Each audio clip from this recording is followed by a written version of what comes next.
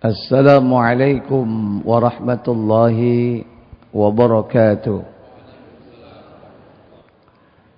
Innal hamdalillah nahmaduhu wa nasta'inuhu wa nastaghfiruh wa na'udzu billahi min sururi anfusina wa min sayyiati a'malina. Man yahdihillahu fala mudilla lahu wa man yudlil fala hadiya lahu.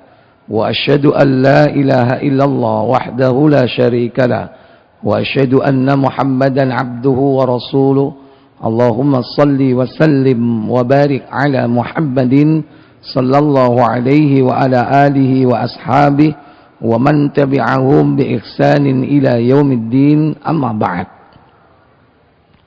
Pertama kita bersyukur kepada Allah Tabaraka wa Ta'ala yang telah melimpahkan karunia yang banyak kepada kita. Berbagai macam nikmat, terutama nikmat iman, nikmat terbesar yang Allah berikan kepada kita. Nikmat yang wajib dipelihara hingga datangnya kematian menjemput kita.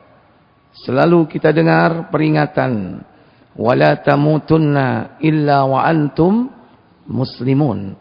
Jangan kalian mati keluar dari alam dunia ini, jangan terpisah ruh dari jasad kalian kecuali dalam keadaan sebagai seorang muslim dan muslimah.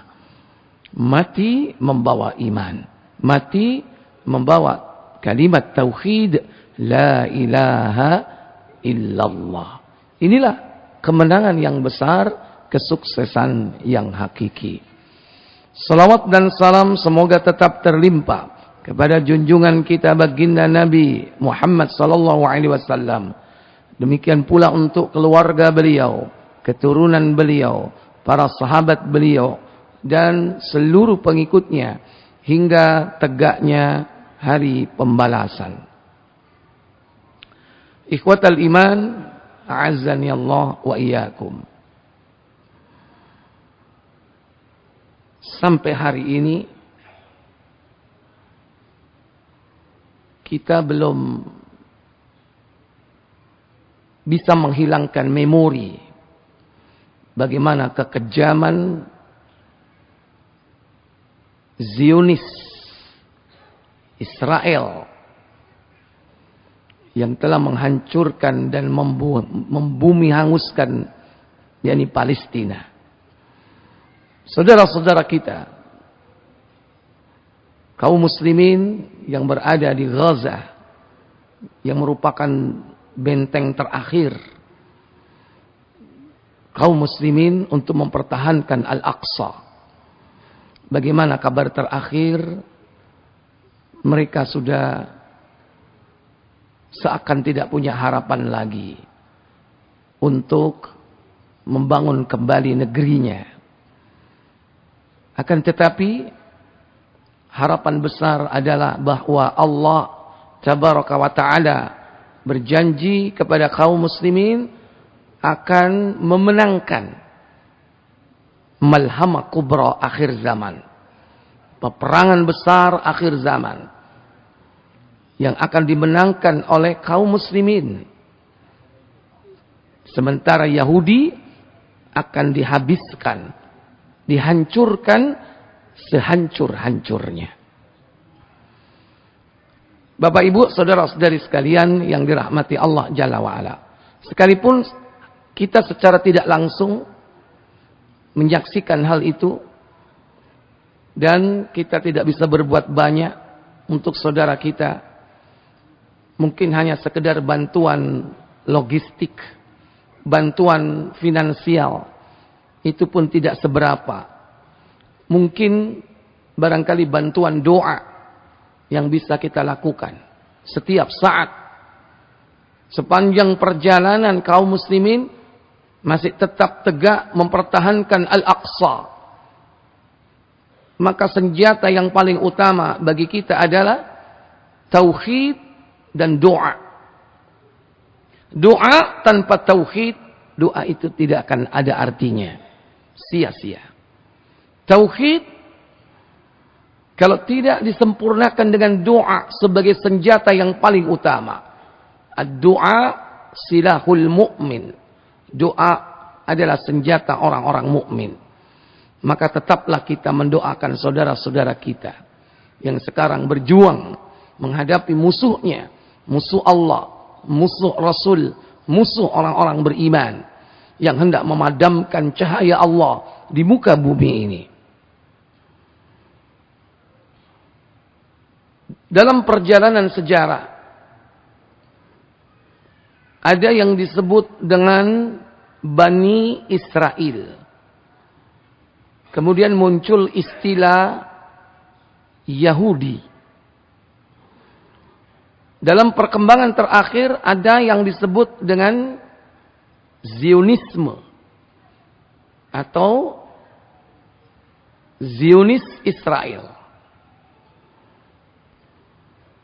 Maka perjalanan dari awal sampai akhir Allah Tabaraka wa Ta'ala tidak melepas hakikat yang sebenarnya dari mereka, yaitu Al-Kuffar. Ini orang-orang kafir yang mereka banyak menentang ayat-ayat Allah. Banyak sekali perbuatan-perbuatan durhaka yang menyakiti Allah dan para nabinya. Itulah yang disebutkan oleh Allah Tabaraka wa Ta'ala dalam Al-Quran dengan istilah Yahudi. Maka berawal dari Nabiullah Yakub yang memiliki 12 putra. Salah satu di antara putranya dari istri yang bernama Lea, anak keempatnya bernama Yahuda. Sebagian ilmuwan ahli sejarah mengaitkan dengan putra Nabi Yakub yang bernama Yahuda, sehingga muncullah kelompok Yahudi. Demikian pula ahli sejarah dan dinukil oleh tafsir Ibnu Katsir tentang makna Hudan, yakni Yahudi, berasal dari ucapan Nabiullah Musa, Hudna, kami bertobat, kami kembali. Ini yang sempat diucapkan oleh Nabiullah Musa dan Bani Israel. Ketika Allah memberi kesempatan mereka bertobat dari berbagai dosa-dosa yang telah dia lakukan, maka Nabiullah Musa mengucapkan Hudna, kami kembali, kami bertaubat. Dari situlah kemudian muncul istilah Yahudi. Ada lagi yang mengatakan bahwa Yahudi ini tidak lain muncul setelah mereka, Bani Israel ini, banyak sekali melakukan kedurhakaan kepada Allah. Menyimpang dari kitab Taurat yang dibawa oleh Nabi Musa. Yang mengatakan bahwa ini adalah ayat Allah, padahal mereka tulis dengan tangannya sendiri. Mereka merubah hukum Taurat. Bahkan mereka banyak sekali membunuh para nabi. Dan mereka melampaui batas di dalam hidupnya, di dalam beragama. Demikian pula di dalam membangun hubungan sesama manusia. Mereka melampaui batas. Maka kemudian Allah menyebut dalam banyak ayat Al-Quran bagaimana kebobrokan mereka. Al-Yahud. Sekalipun nanti akan muncul, yakni istilah yang selalu bersanding, yakni Hudan au Nasara. Hudan Yahudi, Nasara berarti Nasrani, yaitu mereka keturunan Yakub, Bani Israel yang menyimpang dari ajaran Injil yang dibawa oleh Nabi Isa.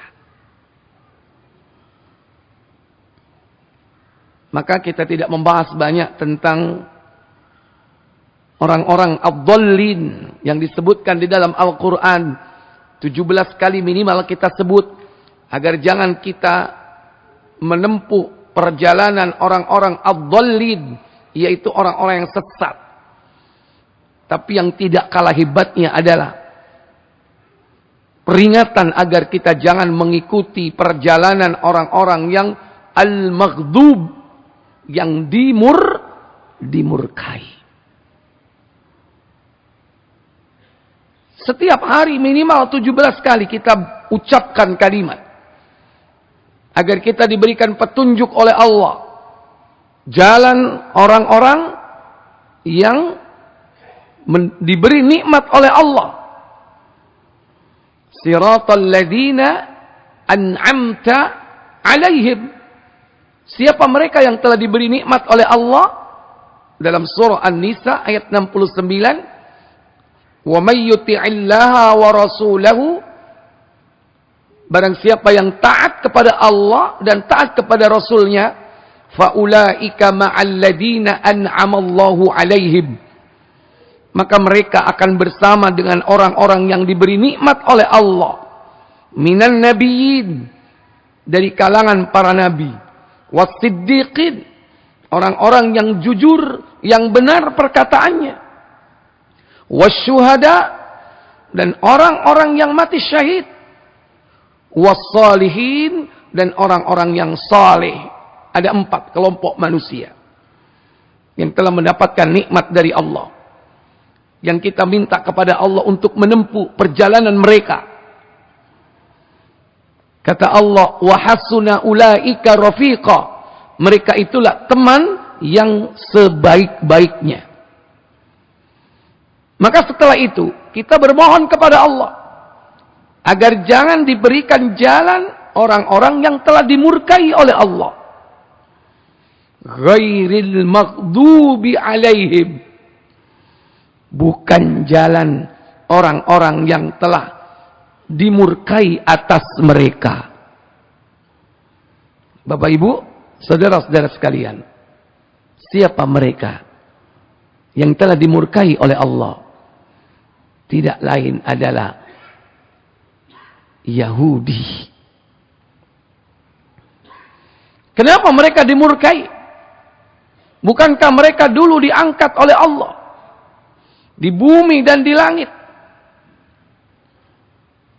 Awalnya mereka diangkat oleh Allah, dimuliakan.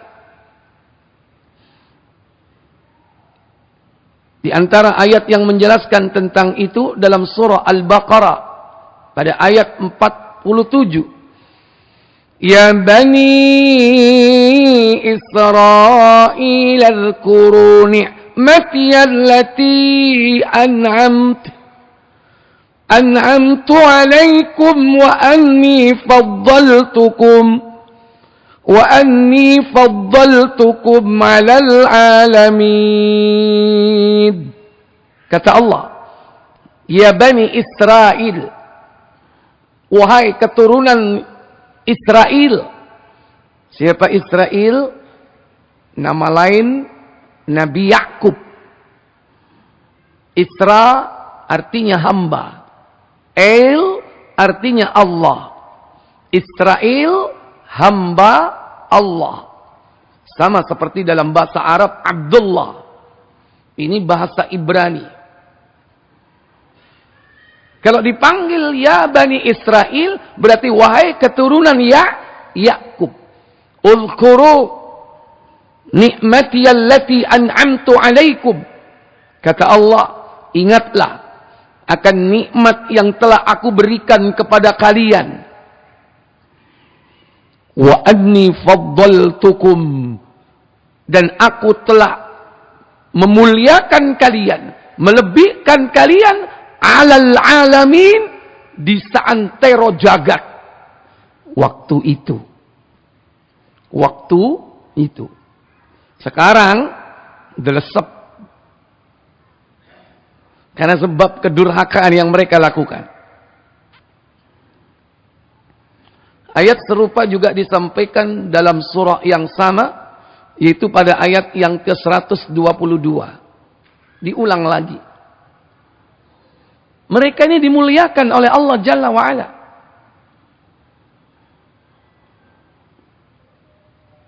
Dulu mereka telah melakukan kedurhakaan dengan melakukan percobaan pembunuhan kepada Nabi Yusuf di waktu kecil. Masih ingat kisah itu? Nabi Yusuf dimasukkan ke dalam apa? Sumur. Karena Nabi Yusuf berjiwa besar, tidak menyimpan dendam kepada saudara-saudaranya. Mereka dimaafkan dan Allah mengampuninya. Hijrahlah Nabi Yakub dari Palestina ke negeri Mesir. Karena saat itu Nabi Yusuf dipercaya untuk memegang bendahara, urusan logistik. Jadilah pembesar Nabi Yusuf di negeri Mesir. Maka saudara-saudaranya pun ikut menikmati. Akhirnya mereka berkembang, beranak pinak di tempat itu. Akan tetapi sepeninggal Nabi Yusuf, keadaan berubah. Yang berkuasa adalah orang-orang Mesir. Yang mereka awalnya beriman, lambat laun berubah menjadi kafir. Maka keadaan terbalik. Bani Israel, keturunan Yakub di Mesir, ditindas, diperbudak. Dan itu berlangsung lebih dari 400 tahun. Maka Allah hendak menyelamatkan mereka dari penindasan dan perbudakan oleh Fir'aun dan kaumnya. Maka Allah akhirnya mengutus Nabiullah Musa alaihissalatu wassalam dengan kisahnya yang menakjubkan. Karena Allah menyelamatkan Nabiullah Musa dari makar yang dilakukan oleh Fir'aun ketika dia mendengar bahwa akan ada orang yang akan menghancurkan kekuasaannya dari Bani Israel. Maka diputuskan untuk apa? Membunuh seluruh anak laki-laki dari kalangan Bani Israel. Allah menyelamatkan Nabi Musa. Ini merupakan nikmat. Kata Allah, wa idh najjaynakum min ali fir'auna yasumunakum su'al adzab. Dan ingatlah ketika aku selamatkan engkau wahai Musa dari fitnah, cobaan, yakni siksa yang buruk. Yudabbihuna abna'akum wa yastahyuna nisa'akum. Dia menyembelih anak laki-lakimu dan membiarkan anak-anak perempuanmu. Wa fi dzalikum bala'um mir rabbikum 'azim. Pada yang demikian ini terdapat bala, ujian yang besar. Tapi akhirnya Allah selamatkan Nabi Musa. Skenario Allah, justru Nabi Musa diasuh oleh keluarga Fir'aun. Diambil oleh Asiyah. Di belakang rumahnya terdapat sungai yang Allah hanyutkan Nabiullah Musa di sana. Diambil, dijadikan anak, dibesarkan di istana. Bahkan kenal dengan Fir'aun yang nanti menjadi musuhnya. Itulah skenario Allah. Sungguh sangat cantik dan indah. Kayak film apa? Ini bukan film, kenyataan ini. Tapi banyak versi-versi film-film yang menceritakan tentang kisah Nabi Musa. Tentu jauh dari realita yang sebenarnya. Mereka hanya mereka-reka. Setelah dewasa, bagaimana kisah perjalanan Nabi Musa mencari Rabb, mencari ilah, sampai kemudian diangkat menjadi nabi dan rasul. Dan tugas terakhirnya yaitu apa? Mengajak Bani Israel keluar dari Mesir supaya mereka terbebas dari penindasan dan perbudakan. Tentu Fir'aun tidak akan rela kehilangan sumber daya insani, budak-budak yang bisa diperkerjakan dalam bentuk apapun di kalangan Bani Israel. Terlebih Bani Israel ini sudah banyak sekali dianggap telah menyakiti Fir'aun dan kaumnya. Sampai terakhir mereka meminjam emas, perhiasan-perhiasan dari kaum Fir'aun yang katanya untuk merayakan hari raya mereka. Tapi justru di malam perintah untuk pergi dari Mesir, emas itu dibawa menyeberang lautan. Dan inilah nikmat yang besar yang Allah berikan kepada Bani Israel. Nikmat kedua apa? Wa il faraqna bikumul bahra, dan ingatlah ketika kami belah lautan. Fa anjaynakum, dan kami telah selamatkan kalian semua, Musa dan kaummu Bani Israel. Wa aghraqna ala fir'aun wa antum tanzurun, dan kami tenggelamkan Fir'aun dan bala tentaranya, sementara kalian melihat dengan mata kepala bagaimana kebinasaan mereka. Nabi Musa sudah pasrah 100% kepada Allah. Nabi Musa pokoknya disuruh, diperintah untuk membawa Bani Israel menyeberangi laut, padahal di sana nggak ada perahu. Fir'aun sudah mengejar dari belakang, kelihatan. Depan laut, belakang Fir'aun. Dengan tentaranya yang ganas. Nabi Musa tidak bisa berbuat apa-apa. Cacian dan makian Bani Israel. Iki gara-gara kon sasa. Aku melo awakmu. Awak dhewe bakal bong. Sampai lo senerusno. Itu dicaci maki Nabi Musa itu. Nabi Musa tenger-tenger. Karena beliau nggak ngerti apa yang harus dilakukan. Karena bala tentara yang ganas sudah siap menggilas, membulldozer mereka. Bulldozer mana? Ya. Akhirnya Allah firmankan, idrib bi'asakal bahar, pukulkan tongkatmu di laut. Nabi Musa wis nurut ae. Gak ngerti kalau tongkatnya itu bisa membelah laut. Sebagaimana kemarin gak sadar, gak ngerti kalau tongkatnya bisa jadi apa? Ular. Gak ngerti Nabi Musa itu. Pokoknya disuruh dilemparkan jadi ulo. Dan itu hanya saat itu aja. Tidak bisa diulang-ulang. Itulah mukjizat. Mukjizat itu nggak bisa diulang-ulang. Nek bolak-balik diulang lah enak. Nggak sirkus ya kan. Tanggapan nang mantup, meni pindah nang babat.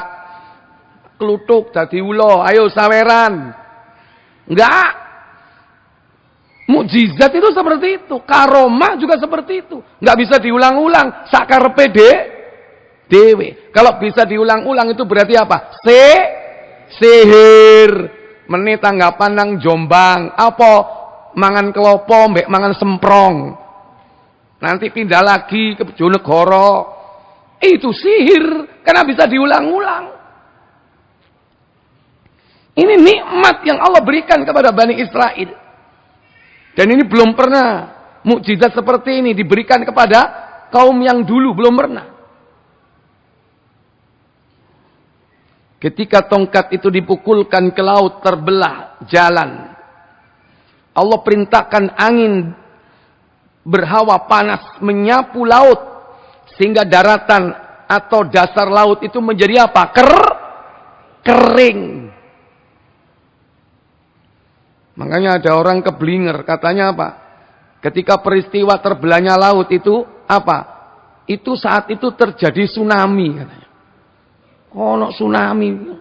Kalau tsunami itu berarti dasar lautnya basah atau kering? Basah apa kering? Basah. Ini kering ini. Diterangkan dalam tafsir. Dan jalan yang terbuka ini, itu jumlahnya 12. 12 jalan. Sesuai dengan jumlah putra Nabi Yakub yang kemudian berkembang menjadi 12 suku. 12 suku, masing-masing ada jalannya, bukan satu jalan. Dan air ini terbelah, terangkat ke atas, dan di tengah-tengah itu ada lubang-lubangnya, sehingga mereka bisa melihat saudaranya yang lain. Loh, pakleku, loh, buleku. Sehingga dia bisa melihat saudara-saudaranya dari suku yang lain. Wa antum tandurun, dan kalian menyaksikan. Setelah sampai di tepi, Allah tabaraka wa ta'ala perintahkan laut pun menutup. Itu awalnya Fir'aun itu ragu-ragu mau mengejar, masuk ke laut. Diterangkan dalam tafsir, akhirnya malaikat Jibril membawa kuda. Kudanya Jibril itu jantan apa betina? Betina. Sementara kudanya Fir'aun jantan. Makanya apa? Malaikat Jibril lewat supaya kuda betinanya ini menarik hati kudanya Fir'aun. Begitu lihat ono jaran wedok, langsung kudanya Fir'aun melompat, langsung ngejar. Akhirnya masuk ke laut, diikuti oleh siapa? Bala tentaranya. Cuman Samiri ini ngerti, ini malaikat Jibril ini. Akhirnya jejak kudanya malaikat Jibril ini, bekas tanahnya diambil sama Samiri. Mboy, tekondi, ide untuk mengambil bekas jejak kudanya malaikat Jibril. Yang nanti dipakai untuk apa? Untuk membuat tipu daya kepada Bani Israel. Selamatlah dia di tepian. Fir'aun tenggelam dengan bala tentaranya. Begitu dalam perjalanan, Bani Israel melewati sekelompok kaum yang menyembah berhala. Akhirnya datang kepada Nabi Musa, ya Musa, buatin dong berhala kayak mereka. Kira-kira Nabi Musa marah atau tidak? Marah. Marah besar. Ini satu kedurhakaan yang dilakukan oleh mereka. Diselamatkan oleh Allah dari Fir'aun, justru setelah itu malah mau berbuat apa? Syirik. Minta dibuatin berhala. Nggak dituruti sama Nabi Musa. Akhirnya mereka melanjutkan perjalanan. Sampailah kepada saat Nabi Musa dipanggil oleh Allah ke Gunung Tursina. Untuk menerima wahyu. Untuk menerima Taurat. Nabiullah Musa selama 40 hari 40 malam. Yaitu di bulan Zulqa'dah. Bulan ke-11. 30 hari ditambah 10 hari di bulan Dzulhijjah. Itulah kenapa 10 hari di awal Dzulhijjah merupakan hari yang istimewa. Salah satunya apa? Allah menyempurnakan Nabiullah Musa berada di Gunung Tursina 30 hari digenapkan menjadi 40 ditambah 10 hari di awal bulan Dzulhijjah. Pada saat 40 hari ditinggal oleh Nabi Musa inilah, Bani Israel diprovokasi oleh Samiri untuk apa? Membuat patung anak sapi yang disembah, yang dijadikan berhala. Karena mereka sudah tumbuh benih-benih kesyirikan dalam hatinya. Ayo, gaib sesembahan ayo. Emasnya Fir'aun dan kaumnya dikumpulkan, dibakar, dicairkan, dicetak. Berbentuk patung anak sapi.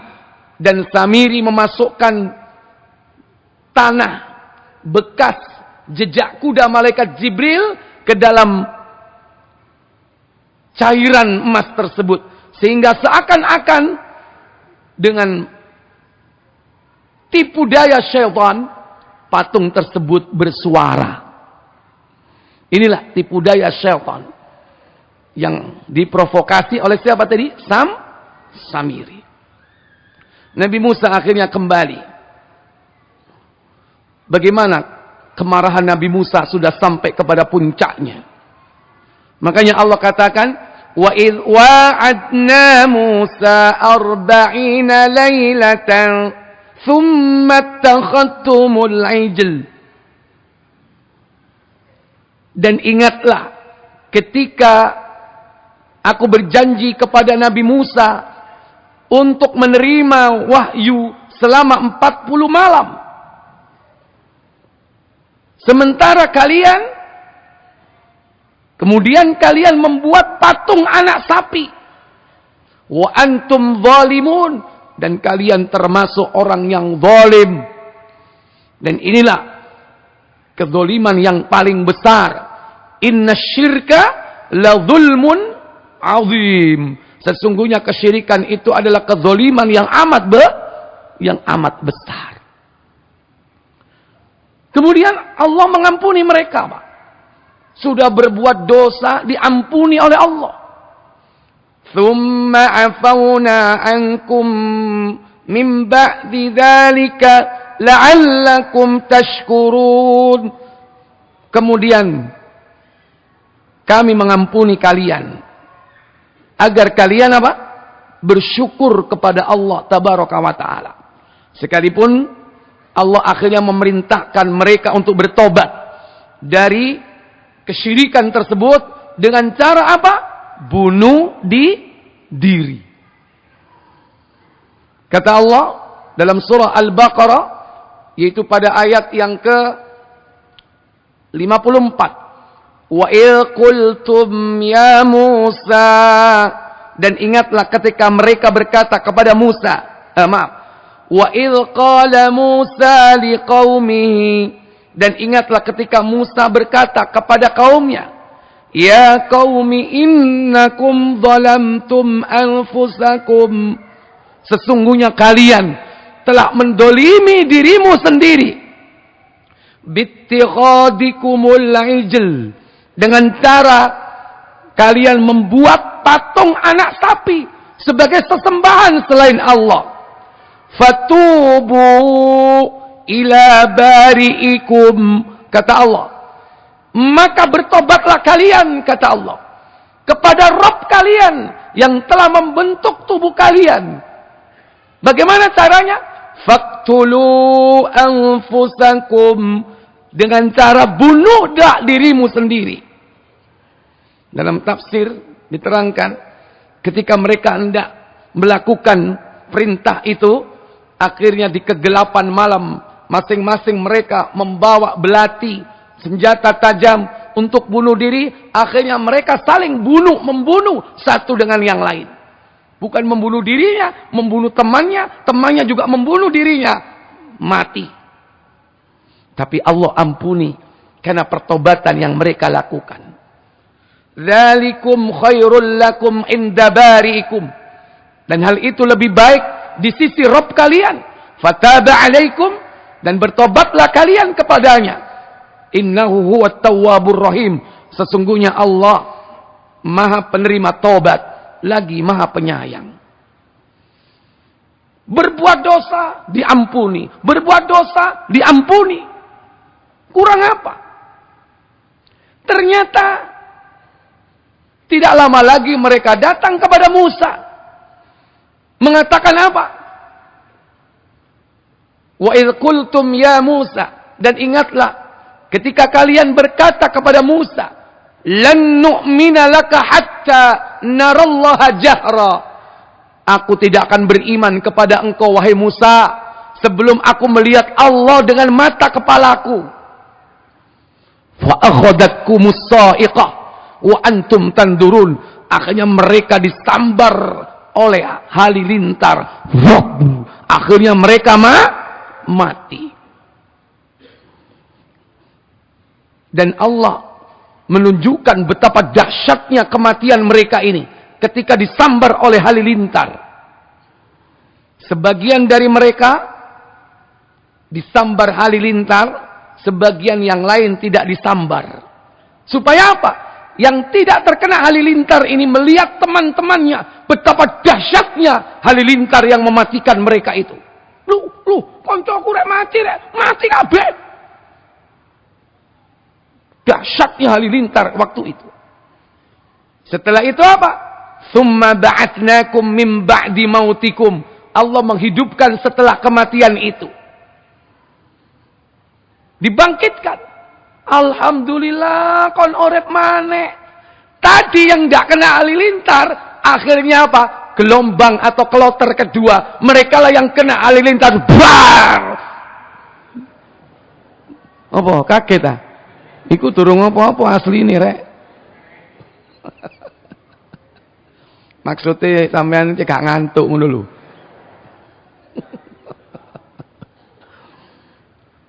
Akhirnya yang tadi pertama meninggal dari itu, yang dibangkitkan, dihidupkan kembali, melihat teman-temannya bergelimpangan, terkena halilintar. Mereka bisa membayangkan, melihat langsung betapa dahsyatnya halilintar itu.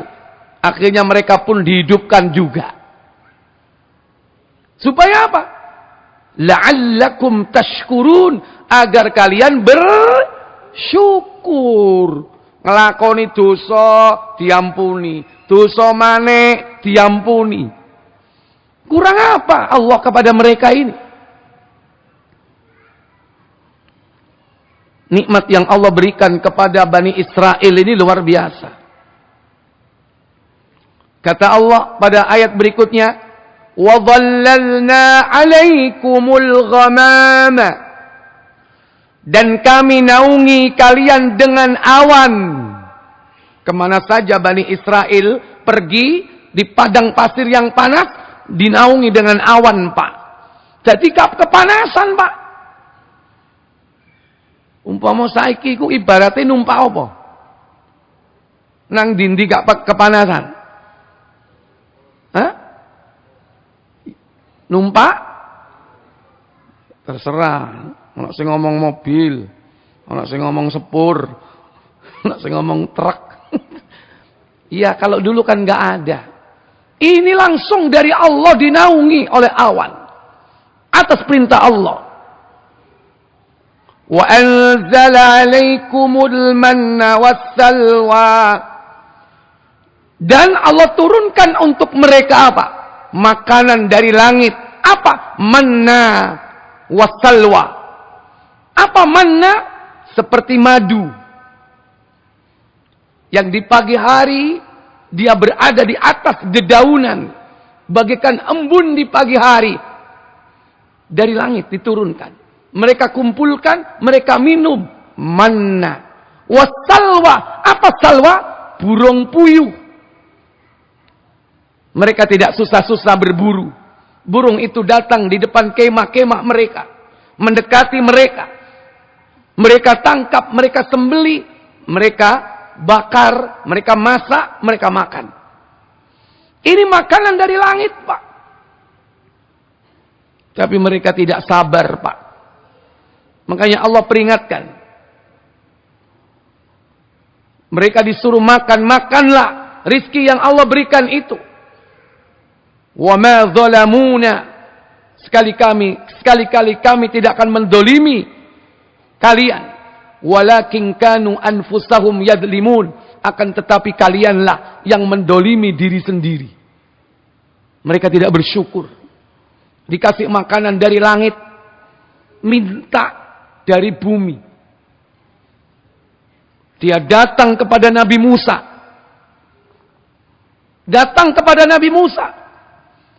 Wa idh qultum ya Musa, dan ingatlah ketika Bani Israel datang kepada Musa dan mengatakan, hai Musa, lan nasbira ala ta'amin wahid.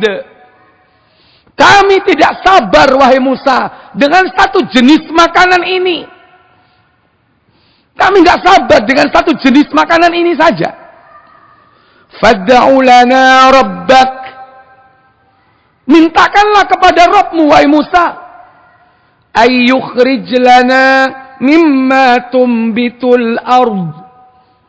Agar Allah menumbuhkan tanaman atau makanan yang berasal dari bumi. Apa saja? Mim baqaliha, sayur mayur. Dikai madu njaluk kulupan. Wa kithaiha, timun. Wa fumiha, bawang putih. Wa adasiha, kacang adas. Wa basaliha, bawang merah. Deloken bahane, bawang putih, bawang merah, kacang. Iki lak bumbu pecel kan? Ya kan? Ana timone iku kan acare. Mari ngono kulupan, dikei panganan teko langit, njaluk pecel. Kira-kira Nabi Musa marah enggak? Marah enggak Nabi Musa? Marah Nabi Musa. Atastabdiluna alladhi huwa adna billadhi huwa khair.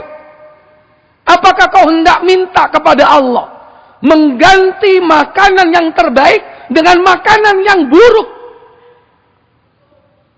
Ngamuk Nabi Musa. Dikai panganan teko langit, jaluk teko bumi. Marahnya Musa itu bukan masalah mereka pengen yang lain, tidak. Maksudnya Nabi Musa itu jangan disuruh minta hal-hal yang remeh gitu loh. Nabi Musa itu nabi, rasul, termasuk ulul azmi. Ngapain kamu datang ke aku? Hanya aku disuruh minta kepada Allah supaya njaluk timun, ngono loh. Mestinya kau minta bagaimana petunjuk menjadi seorang mukmin yang baik, bagaimana supaya kita ini ikhlas dalam beramal. Masalah agama, masa urusan jaluk timun, jaluk kacang, jaluk kulupan datang ke Nabi. Marah Nabi Musa. Kata Nabi Musa, ihbitu misran fa inna lakum ma sa'altum. Pergilah kau suatu negeri, niscaya kau akan mendapati apa yang kau inginkan itu. Inilah kedurhakaan mereka kepada para nabinya. Dan masih banyak yang lain. Kedurhakaan mereka terhadap para nabi. وَضُرِبَتْ عَلَيْهِمُ الذِّلَّةُ أَيْنَمَا ثُقِفُوا إِلَّا بِحَبْلٍ مِّنَ اللَّهِ وَحَبْلٍ مِّنَ النَّاسِ. Kelanjutan dari ayat itu sama dengan surah Ali Imran, yaitu pada ayat yang ke-112. Mereka direndahkan oleh Allah serendah-rendahnya gara-gara kasus itu.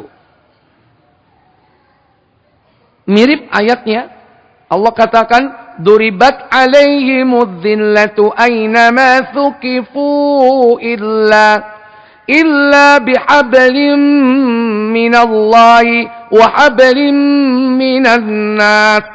Mereka diliputi kehinaan di mana saja mereka berada, kecuali apabila mereka berpegang teguh kepada tali agama Allah dan tali perjanjian dengan manusia.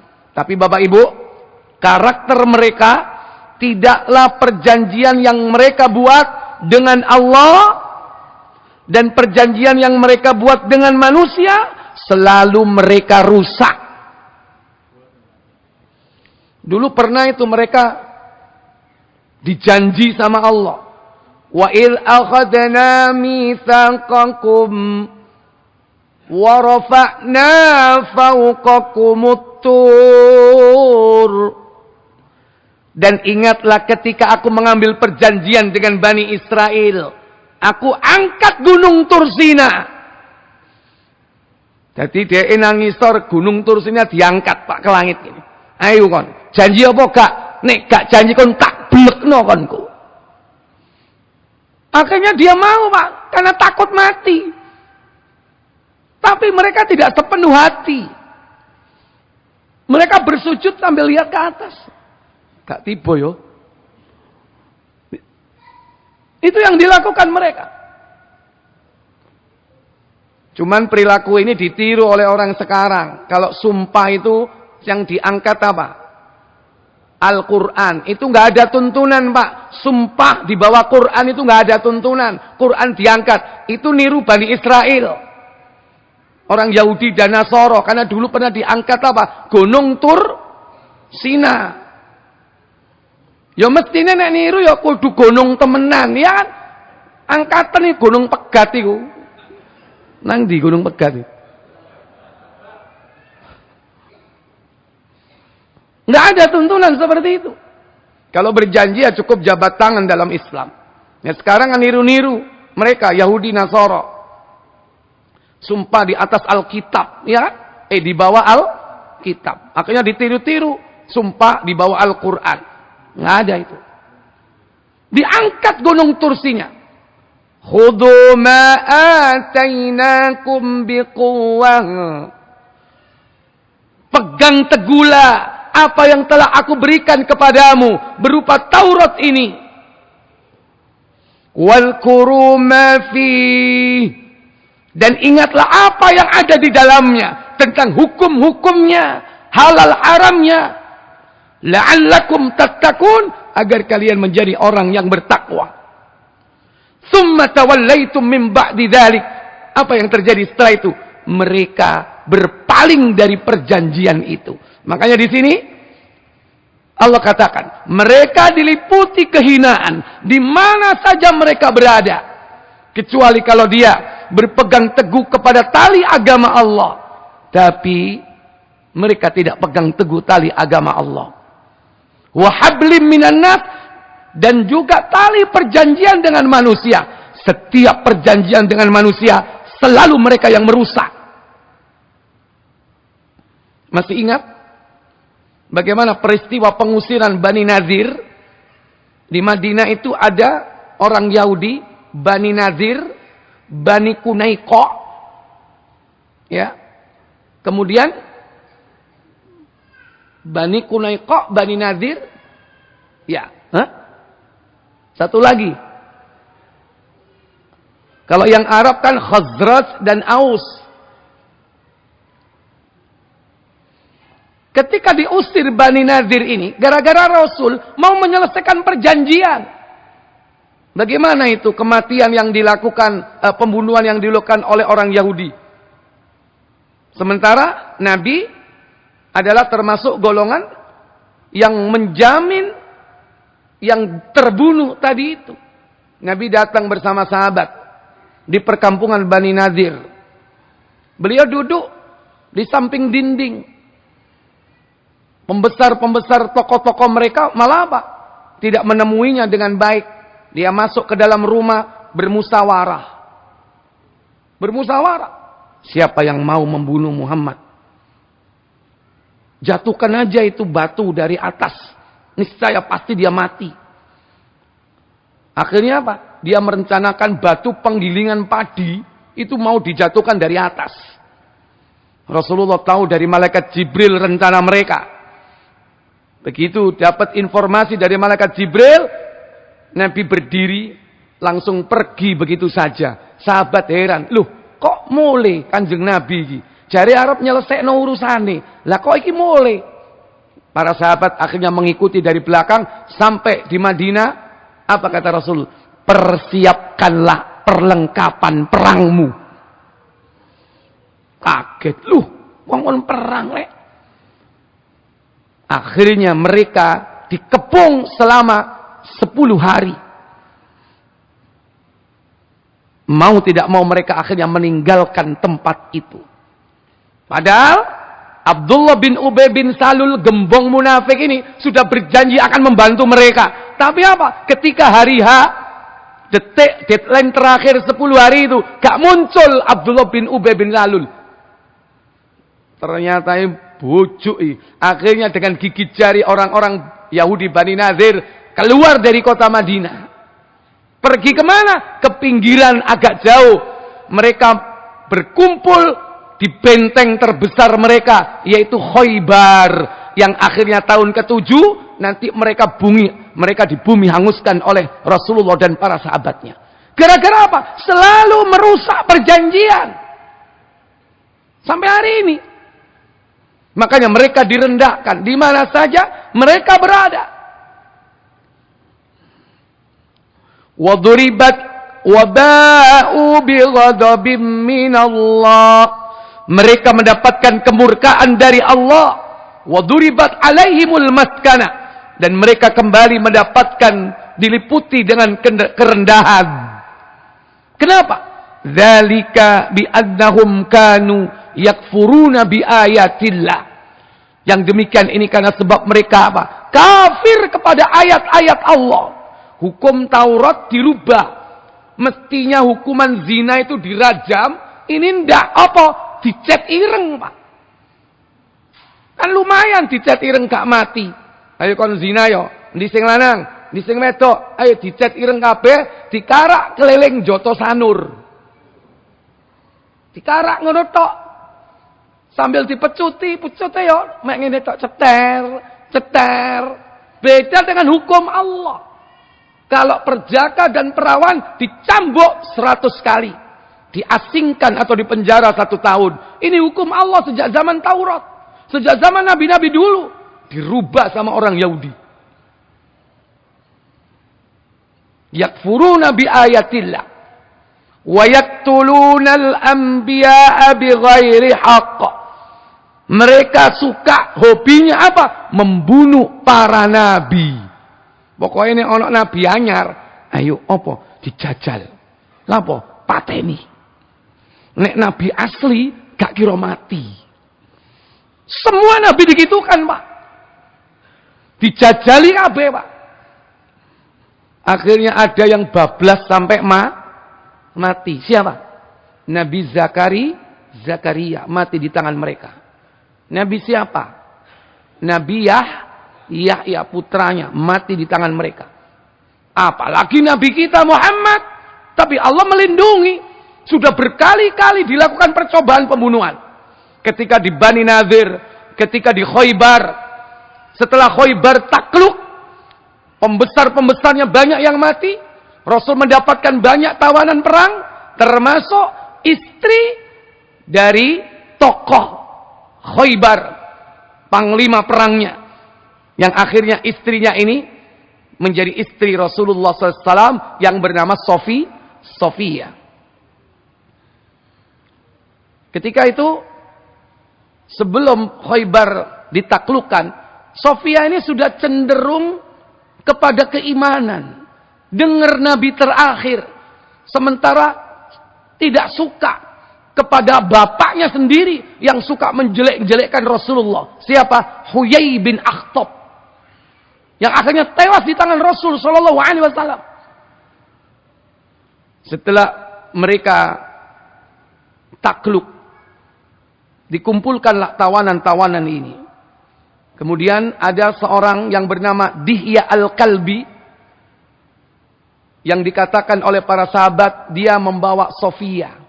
Rasul nggak cocok Dihya itu, nggak level, kok dia dapat Sofia. Sofia ini istri dari pembesar Khaybar.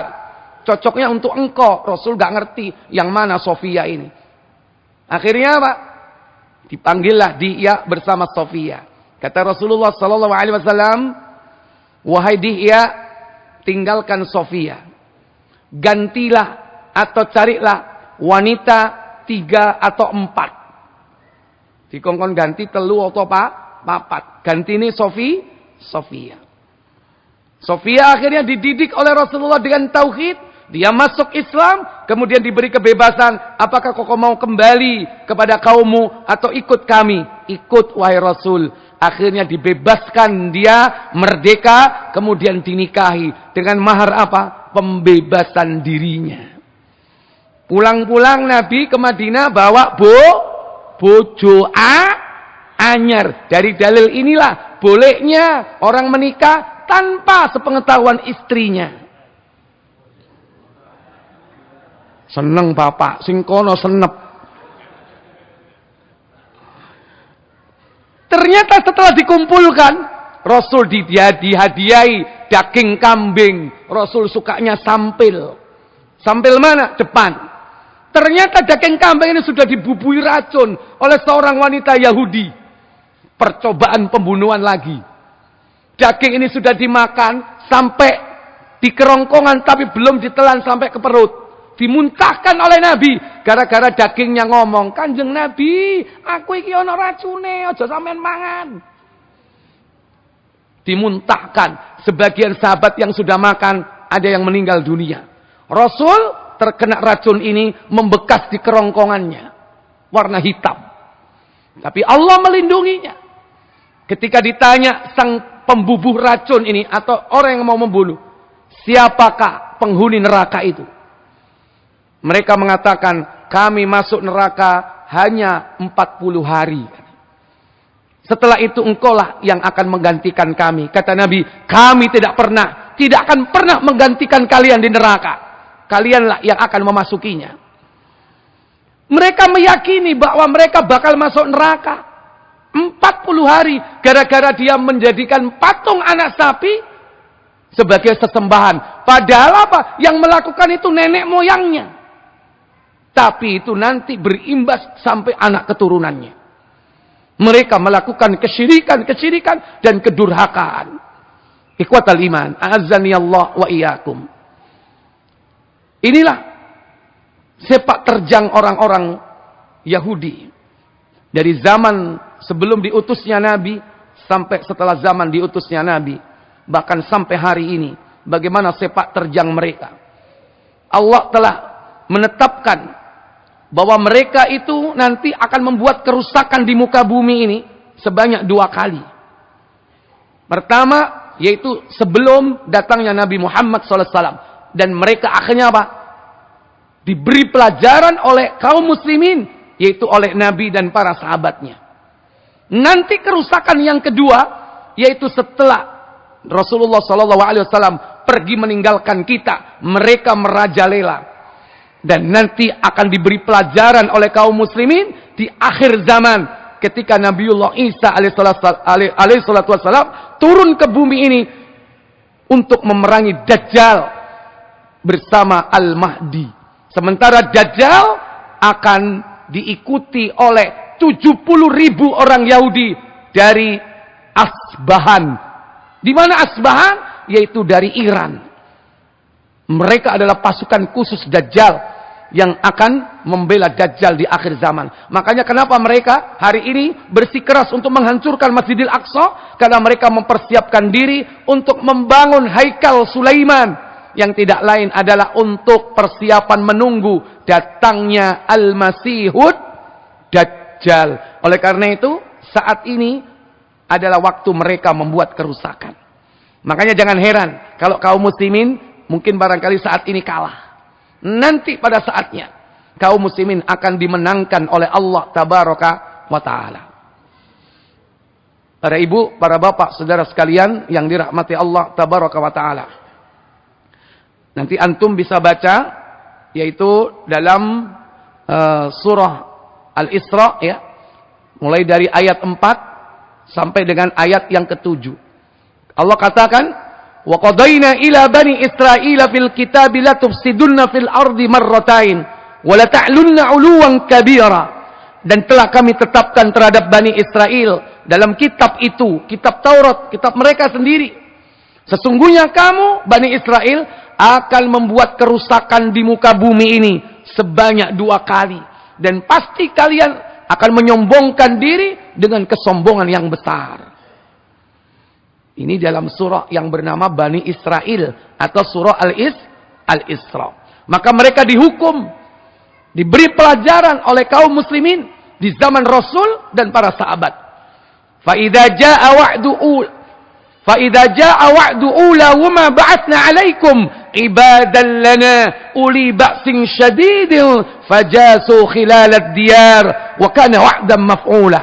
Maka apabila datang saat hukuman bagi kejahatan pertama dari kedua kejahatan itu, apa? Ba'atsna 'alaikum, kami datangkan kepada kalian ibadan lana, hamba-hamba kami, uli ba'sin syadid, yaitu yang mempunyai kekuatan besar. Fajasu khilalad diyar, lantas mereka merajalela di kampung-kampung kalian. Wa kana wa'dan maf'ula, dan itulah ketetapan yang pasti terlaksana. Makanya ketika Rasulullah bersama kaum muslimin mendatangi Khaybar, mereka kelabakan. Rasul mengatakan, "Khuribat Khaybar." Takluklah kalian Khaybar. Mereka pada takut, ketakutan semua. Benteng-benteng yang ada di Khaybar itu, yang masing-masing memiliki nama, dihancurkan satu persatu.